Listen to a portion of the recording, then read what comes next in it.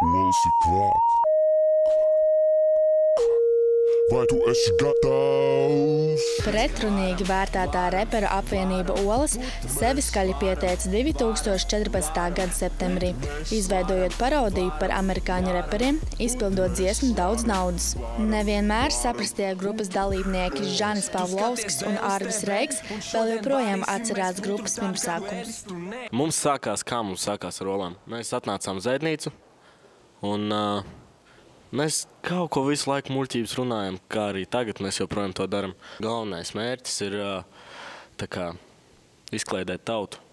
Ja? Tas vēstījums ir tāds, ka īstenībā dzīve nemaz nav tik skumja. Pie dziesmu tekstiem netiek aizvadītas garas stundas. Tie rodas savstarpēji muļķojoties. Zemgus vispār bija. Tas ir, man liekas, 1 minūtes vienkārši doma tāda atnāca un taisam visu. Zemgus! Girgensson, Zemgus, Girgensson, Zemgus, Girgensson, Zemgus, Girgensson. Dziesmas Zemgus Girgensons panākumi otrpus okeānam puišus nepārsteidz. Apvienības vārds Olas izskanēja vienā no Amerikas vadošajiem laikrakstiem Washington Post. Tāds notiek arī. Vāram putru vispār. Atnācām Zēdnīcu, hop, vai vāram putru. Zini, kā daudz cilvēku ļoti tur iespringst, tur, nezinu, mēnešiem taisa vienu dziesmu. Mums tas ir kā joks, un tas nav nopietni, tāpēc viss tā ļoti ērti un brīvi iznāk ārā. Un man liekas, tāpēc arī var justies tā, klausoties to mūziku.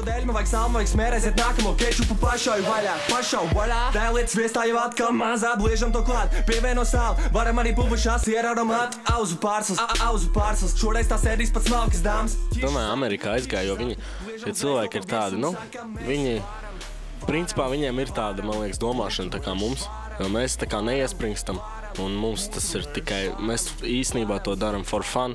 Amerikāņi neiespringa, ko viņiem ieslēgt to dziesmu. Visi, Zemgus Girgensons. Viņi nesaprot, par ko iet runa, viņiem tas liekas forši jautri, un kāpēc gan ne? Kāpēc gan ne? Maci man brāl! Tevi netic neviens, tevi ticības nav. Žanis atklāja, ka apvienības plāni akmenī nav iecirsti. Olas cer doties turē un ierakstīt nelielu albumu.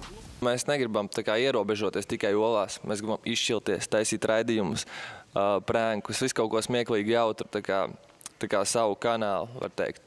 Un izklaidēt jauniešus, likt viņam pasmaidīt un pateikt to, ka dzīve ļoti skaista. Latvija ir satricinājusi reperu apvienība vai Olās. Žanis ar Ārvi stāsta, ka lielā atpazīstamība viņu ikdienu nav krasi mainījusi.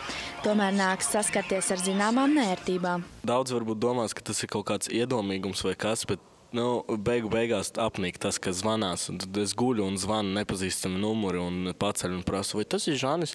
It kā jau tas ir forši uzmanība, protams, bet tādā ziņā, ka jābūt privātai dzīvei. Neraugoties uz grupas lielo atbalstītāju pulku, netrūks arī kritikas, kura visbiežāk tiek pausta globālajā tīmeklī. Mēs pasmējāmies, mēs jau saprotam, ka tiem cilvēkiem laikam kaut kas pašiem nav kārtībā, ja viņi nesaprot, ka tas nav nopietni. Jo, pieņemsim, vāram putru, kā tas var būt nopietni? Es nezinu, kā to uztvert nopietni. Man liekas, Latvijā cilvēki internetā ir savādāk nekā dzīvē, un vienkārši kāds kaut ko ierauga. Zini, kā parasti ir tā, ka visvairāk tev nepatīk citos tas, kas tev nepatīk sevī. Un viņi varbūt ierauga to mūsos, kas viņiem ļoti nepatīk, un ļoti kaut ko pēkšņi viņiem tās emocijas uzsprākst, un tāpēc viņi varbūt kaut ko negatīvi ieraksta. Raudāt, smieties, dusmoties vai rādīt pīsiņu. Tādu putru neuzvārīs tev pat Mārtiņš Rītiņš. Vāram putru šaujot auzu pārslas tieši galvā. Drīzumā mēs Olas būsim augstu kalnā. Dargais draugs, uztver visu vieglāk, un dzīve būs skaistāka. Uztveriet šo visu kā joku, un lieldienās lūdzu nesitiet Olas. Tu dzīvo daudz.